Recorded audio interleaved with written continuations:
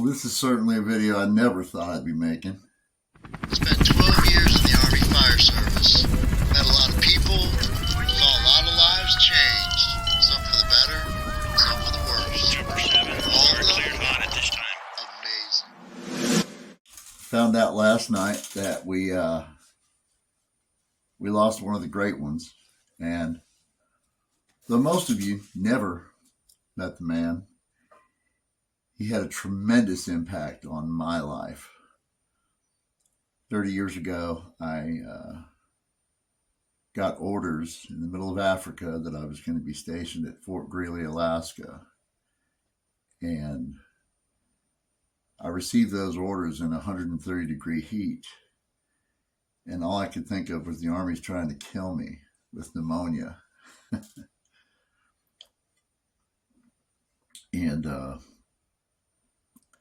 our first sergeant over there, he had been there once, and he had nothing nice to say about it.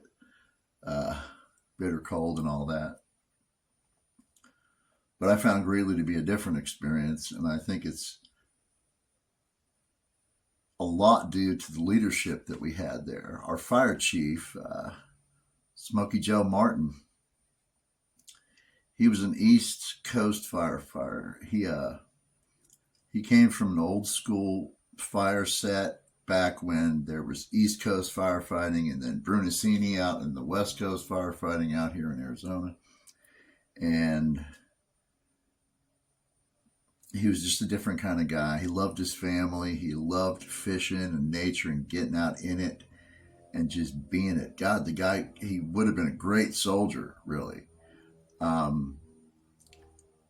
Loved his wife and his daughter. He had his log cabin out there in Delta Junction he lived in, had firemen over all the time. I mean, this was a different kind of relationship than you have with most fire chiefs. It really is. And the first time I walked in the fire station, it was after 1800, because that's when I got in. And I walked in there, and there's a pipe flying across the floor of the fire station, and slams into the bay door. And one of the Joes runs over and grabs this pipe and runs back in towards the kitchen. And I guess Chief was pissed. So they said, maybe tomorrow's a better day to meet the chief. So I just went back to the guest house for the night and chilled and looked forward to meeting this awesome chief the next day. And he used to run around calling people, "You effing Johnnies, you bunch of effing Johnnies, do the dishes. You bunch of effing Johnnies, you aren't training enough." And it was just hilarious. But the man loved to train. He loved us. And we knew it. You and I have a rendezvous with destiny. So I have really two Joe Martin stories that really impacted me so greatly during that 2-year tour up there. I was going through a tumultuous time in my first marriage. I just came back after my first tour. Nobody knew what PTS was. Nobody knew what TBI was. It was just, Motrin, suck it up and carry on. And I had a brain injury at this point. So I was trying to navigate, Army life with a brain injury, undiagnosed. And I don't know if Joe saw that, but he was a sweet guy. He really was. So here's my Joe Martin stories. So Chief was always up for going fishing, and he was never shy about it. He'd always invite us out, and I took him up on it one day. But I got way more than I bargained for, because I didn't realize that we were going to go out. We were going to go out to this lake and put his canoe in the water, which was no big deal. But what he didn't tell me was that we would have to ford like this miniature mountain, half the size of Donnelly Dome, to get to the lake, which was in this upper secluded area. And we are humping. I mean, we are really humping to get there. I mean, all our fishing gear, we're humping a canoe. I mean, it's ugly. Okay, it's ugly. And we finally get to the water. We finally get the canoe in the water. And he said, "You want to see something cool?"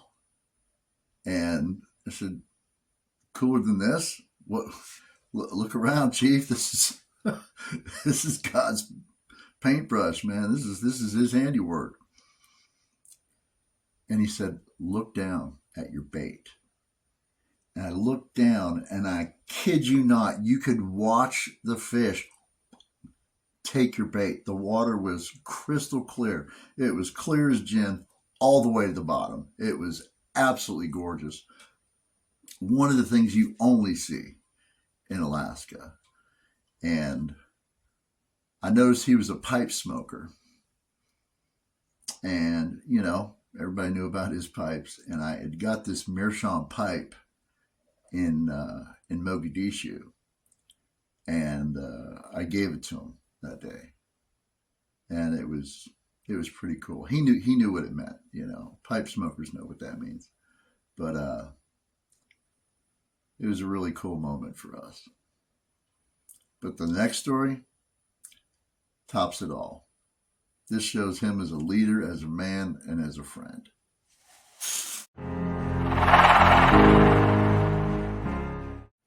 This last Joe Martin story is by far my favorite, probably the funniest, and also the most meaningful. When you're a firefighter and you're doing your time in the alarm room, you know, a lot of things can happen. You've got your hotline emergency phone from the airfield. You've got your regular 911 lines. You've got all your fire panels. You've got all kinds of stuff that could go wrong. And the alarm room is the hub where all that information comes in, and then that's where the call goes out to the station, to the boys. Well, we're sitting there one day in the fire station. It's my shift in the alarm room. I think I had like the 4 to 6 in the evening or something, which was odd for me because usually I preferred to take the 2 to 4 in the morning and then just start cleaning and finish up and drink coffee in the morning. But I was pulling the 4 to 6, so it's around supper time. The whole post is, you know, doing dinner, whatever. And it's Fort Greely, so it's only like 500-600 people total. But the 911 phone rings, and there's a couple guys in the alarm room just sitting there screwing off, you know, just watching TV with me, you know, eating, to hanging out. And Chief Martin's in there. I'll tell you more about that thunder here in a minute. As we're sitting there, the 911 phone goes off, and I answer it. I got my pad of paper and my pen, and this woman is hysterical on the other end of the phone. And as is the case a lot of the time, it's a lot of unintelligible conversation. You have to ask people to slow down or speak at a lighter tone so you can understand them and alliterate their words, enunciate. It's very difficult at times.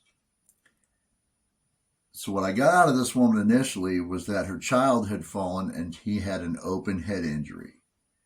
He split his head open, and if you know what I know, nothing in this world bleeds like a head wound. So now I have a child. I'm like, how old's the child? The child's 3. Okay. The child's 3-year-old male. Okay, where is it? It's in the far quad. Okay, all these things are lining up. I have a 3-year-old child who's a male who lives in the far quad. Okay, and then I get the address. And it's my address. And I did not even recognize my now ex-wife's voice because she was so hysterical. Our son Gary had apparently run around the living room, and as he turned the corner of the couch, he fell headfirst into the corner of the entertainment center, which, of course, it would go that way, right? And of course, he's bleeding and everything. Now, I hand the phone over to one of the guys. I'm like, it's my house. I hand the phone over to one of the guys. Chief throws me his keys. The guy opens up, I think it was Kevin Seymour. I think he opens up the alarm, the bay door. And before the bay door can get fully open, I haul ass in Chief's Suburban out the door, completely ripping his light bar completely off of his truck. And I hauled ass and got there before the ambulance. The ambulance got there. The guys took care of him. It was great. The guys always took fantastic care of everyone, especially our own kids. And it worked out great. Chief never said one thing about that light bar. He never said one thing about the bay door. Not one syllable. Ever. And I remember telling the guys when it was over, I'm like, well, yeah, now I got to get this car wreck of a Suburban back to the station. It was like, yeah, we'll see how this goes. And not a mention of it. He asked how Gary was. He was totally focused on him. And I just really thanked him, and I looked him dead in the eye, and he knew I meant it. So that's my Joe Martin stories. And this thunder today, heaven is pouring tears of joy over receiving Joe Martin. Of that, I have absolutely no doubt. And for all those who've ever served with him, ever knew him, ever interacted with him, you know what a special guy he is. Love all you guys. If you need anything, give me a holler. God bless you. Take care. I've always liked to play with fire.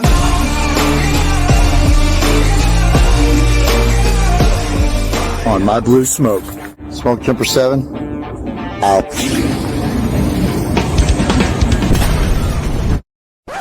Do not get off on exit 22.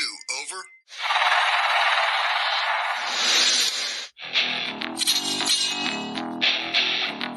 We're cleared hot at this time.